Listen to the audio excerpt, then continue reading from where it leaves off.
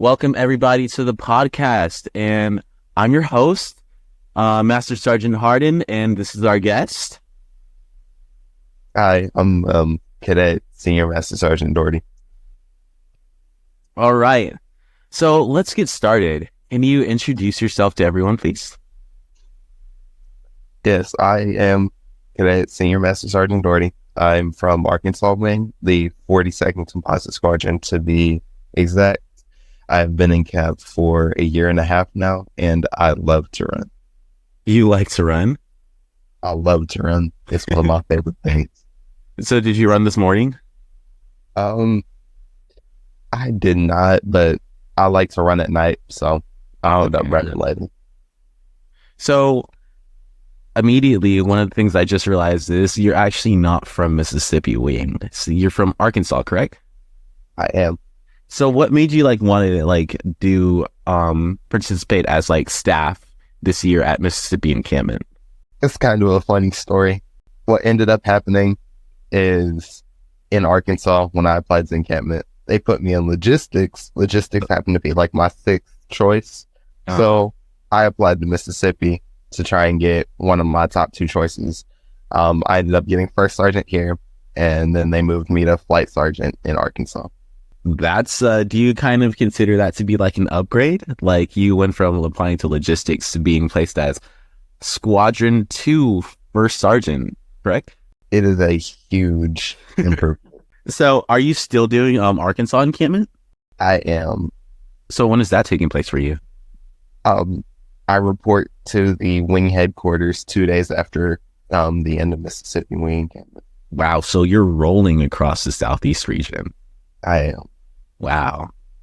Okay, so what would you describe your role as for being Squadron 2 First Sergeant? My role as a first sergeant in general, I need to be an example to my cadets, and I need to be there to put a face that the cadets know, and that can be there for the cadets, while also assisting my squadron commander in everything day to day. Okay, so you work closely with the squadron commander as a first sergeant. I do. Okay, so do you think you also work more with the sergeants and commanders for your squadron's flights rather than you do the cadets?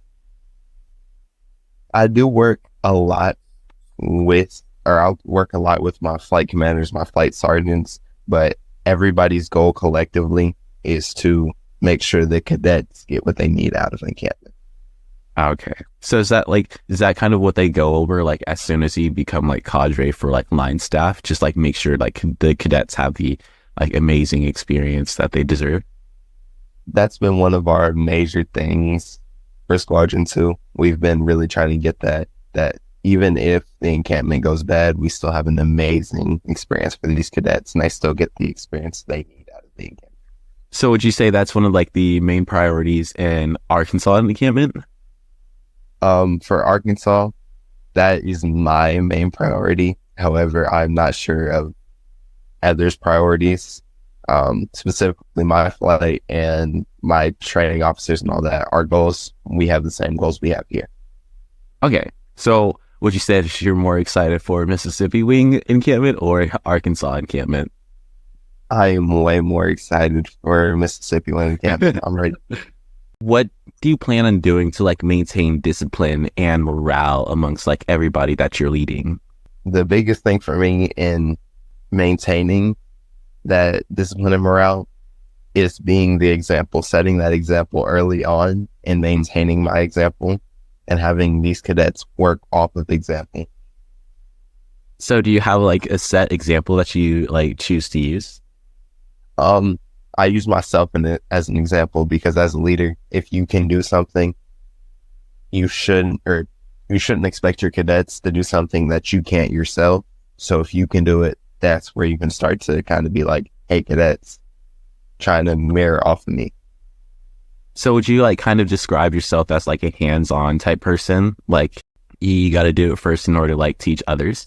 I'm definitely a hands-on person. I love being there to help. but my philosophy is more, if y'all see me do it, it's easier for y'all to come back and kind of copy what I'm doing.